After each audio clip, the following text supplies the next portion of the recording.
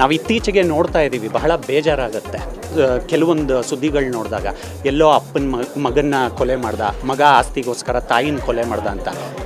ನಾವು ಸಂಬಂಧಗಳನ್ನು, ಮೌಲ್ಯಗಳನ್ನೇ ಕಳೆದುಕೊಳ್ತಾ ಇದ್ದೀವಿ ಬರ್ತಾ. ಅಂಥ ಸಂದರ್ಭದಲ್ಲಿ ನೀವು ಈ ಥರ ಹೊಸ ರೂಪದಲ್ಲಿ ಬಂದಿದ್ದೀರಾ. ಏನು ಹೇಳೋದು, ಅದೇ ನಾನು ಆಗಲೇ ಹೇಳ್ದಂಗೆ ಈ ಸಿನಿಮಾ ಕತೆ ತುಂಬ ವಿಭಿನ್ನವಾಗಿದೆ. ಏಕೆಂದರೆ ಯಾವಾಗಲೂ ಈ ಮೀಡಿಯಮ್ ಏನಿದೆ, ಸಿನಿಮಾ ಆಗಿರ್ಬೋದು, ಟಿ ವಿ ಆಗಿರ್ಬೋದು, ಒಟ್ಟಿನಲ್ಲಿ visual medium is very powerful. ಏಕೆಂದರೆ ಜನಗಳ ಮೇಲೆ ತುಂಬ ಪರಿಣಾಮ ಬೀಳುತ್ತೆ. ಸೊ ಅಂಥ ವಿಷಯ ಬಂದಾಗ ನಮ್ಮಲ್ಲೂ ಒಂದು ಸ್ಯಾಂಟಿಟಿ ಇರಬೇಕು.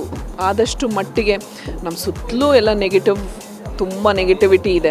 ಸೊ ಒಂದು ಪಾಸಿಟಿವ್ ಆಗಿರುವಂಥದ್ದು, ಒಂದು ಒಳ್ಳೆತನ ಎತ್ತಿ ಹಿಡಿಯುವಂಥದ್ದು ಅಥವಾ ಒಳ್ಳೆ ವಿಚಾರಗಳನ್ನ ಎತ್ತಿ ಹಿಡಿಯುವಂಥ ಕಾಂಟೆಂಟಿನ ಅವಶ್ಯಕತೆ ಇದೆ. This is my personal opinion. So ಆ ಥರ ನೋಡಿದಾಗ ನಿದ್ರಾದೇವಿ ನೆಕ್ಸ್ಟ್ ಡೋರ್ ಒಂದು ಅದ್ಭುತವಾದ ಕತೆ. ಸೊ ನೀವು ಸಿನಿಮಾ ನೋಡಿ ನಾನು ಕತೆ ಬಗ್ಗೆ ಹೆಚ್ಚು ಹೇಳಲ್ಲ. ಚಿಕ್ಕದಾದರೂ ಚೊಕ್ಕವಾದ ಪಾತ್ರ. ನನಗೆ ಈ ಟೀಮ್ ಜೊತೆ ವರ್ಕ್ ಮಾಡಿ ತುಂಬ ಖುಷಿಯಾಗಿದೆ. ಏಕೆಂದರೆ ಎಲ್ಲ ಯಂಗ್ಸ್ಟರ್ಸ್, ಬಟ್ ತುಂಬ ಕಷ್ಟಪಟ್ಟು ಕತೆಗೆ ತುಂಬ ಪ್ರಾಮುಖ್ಯತೆ ಕೊಟ್ಟು, ಈವನ್ ಟೆಕ್ನಿಕಲಿ ಆಲ್ಸೋ ತುಂಬ ಚೆನ್ನಾಗಿ ಮಾಡಿದ್ದಾರೆ. ಆ್ಯಂಡ್ ಅಷ್ಟೇ ಸಪೋರ್ಟ್ ಅವ್ರಿಗೆ ಪ್ರೊಡ್ಯೂಸರಿಂದನೂ ಸಿಕ್ಕಿದೆ.